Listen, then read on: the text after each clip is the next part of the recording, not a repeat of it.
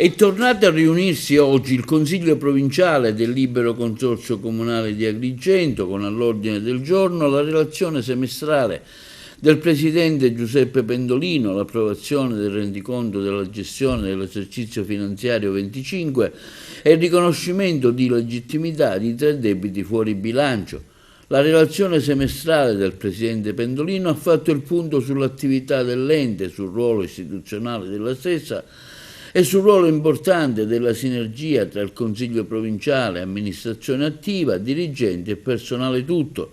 Tra le cose che mi preme evidenziare in questa relazione, ha dichiarato il Presidente Pendolino, c'è il grande lavoro svolto in tema di viabilità, infrastruttura, elementi strategici per la sicurezza e lo sviluppo economico, tra queste la convenzione con l'ANAS per la messa in sicurezza del bivio Tumarrano sulla strada statale 189, atteso da anni. L'intendimento dell'amministrazione provinciale è quello di garantire un livello sempre maggiore di creazione del valore pubblico per rendere massima la soddisfazione dei beneficiari e degli utenti.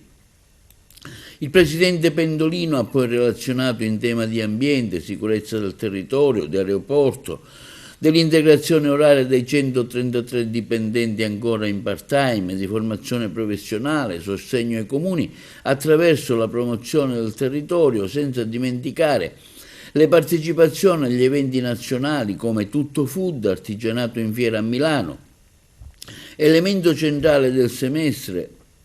ha aggiunto il Presidente Pendolino, è stata la definizione nei termini di legge dei principali documenti di programmazione finanziaria e amministrativa. Siamo anche riusciti a garantire con puntualità